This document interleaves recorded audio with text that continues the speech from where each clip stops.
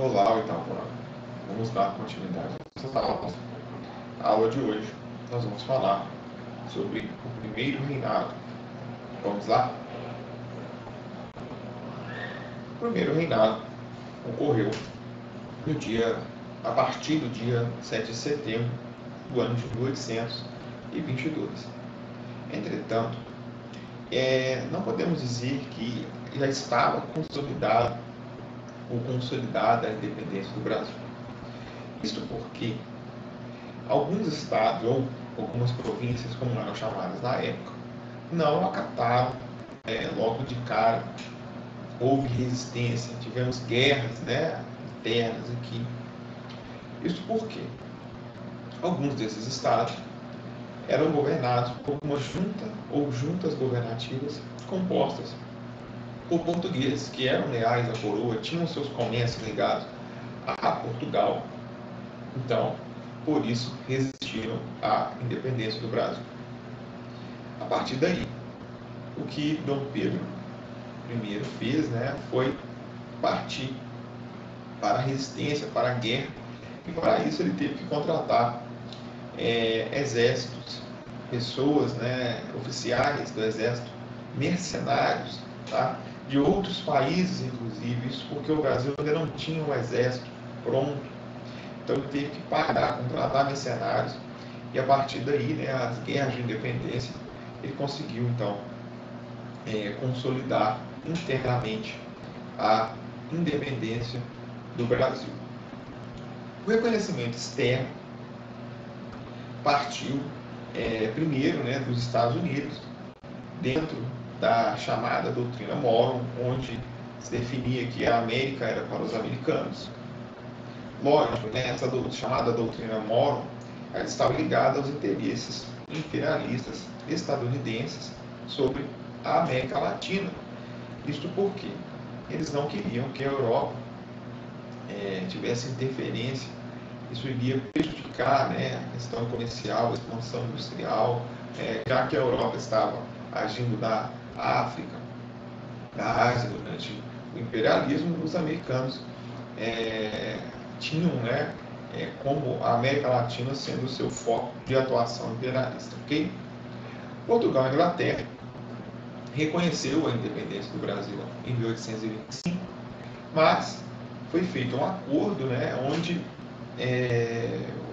o Brasil teve que admitir que a nossa independência foi uma concessão unilateral de Portugal e cobrar uma tarifa alfandegária de 15% aos comerciantes portugueses, ou seja, o mesmo valor estipulado para os ingleses. Então nós tivemos aí uma camaradagem alfandegária favorecendo os portugueses também, ok?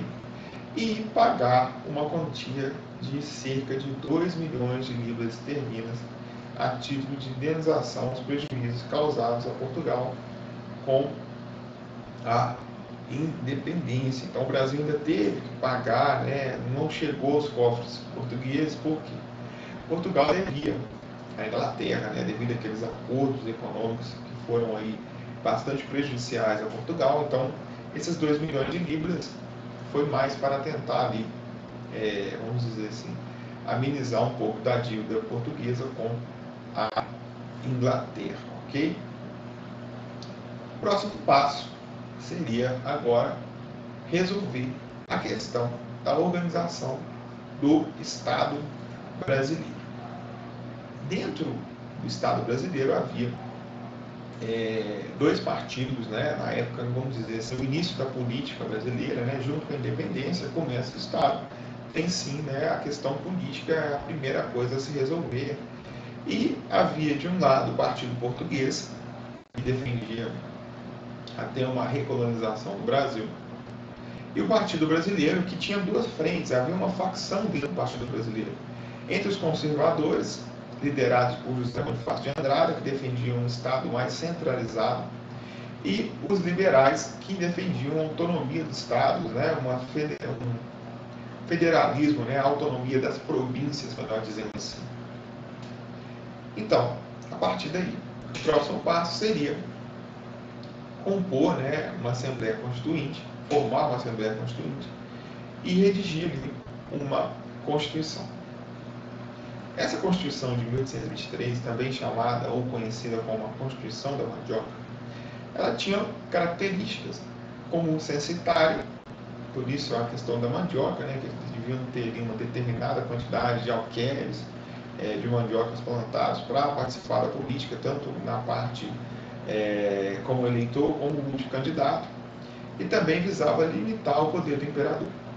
Resultado: o imperador não aceitou e ocorreu a chamada Noite da Agonia, onde nós tivemos a dissolução da Assembleia e a prisão de deputados.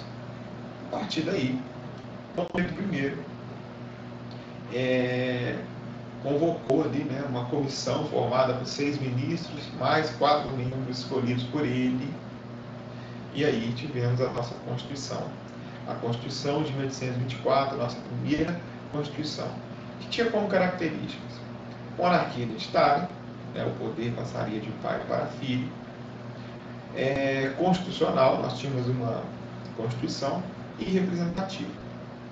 Participação também censitária, tanto na parte dos eleitores quanto na parte dos candidatos, ok? Tanto deputados como senadores. Então você tinha uma determinada renda para ser eleitor, uma determinada renda superior para ser deputado e uma maior ainda para ser senador, ok? União entre igreja e Estado, mas o imperador tendo aqui autonomia com relação a Roma, ok? Poderes executivo, legislativo e judiciário, mais o moderador. Esse moderador é interessante porque é o poder que estava acima de todos os outros. Então essa Constituição, ela centralizava o poder nas mãos do imperador Dom Pedro I, né? E esse poder moderador era acima de todos os outros, ok? Então ele tinha ali autonomia acima dos outros 3 poderes. Outra característica foi a exclusão de mulheres, né, da vida política, já era uma questão tradicional, escravos e também índios. Sobre a independência, voltando um pouco das guerras da independência, até para fechar essa questão, será que houve participação popular na independência do Brasil? A resposta é sim, mas podemos dizer que até certo ponto. Isto porque nós tivemos, dentro das guerras de independência, as guerras internas, a participação inclusive de escravos, que tinham ali um objetivo, né, que visavam, né, pensavam que ao lutar pela independência viria também a abolição. Fato que não houve. Outro ponto importante é que as próprias elites se encarregaram, né, de direcionar, liderar todo esse processo, para depois ditar as regras, ok?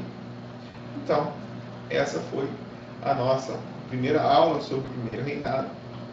Falamos sobre os partidos políticos, as guerras de independência, o reconhecimento do Estado brasileiro como independente e sobre a nossa Constituição, que foi outorgada, imposta.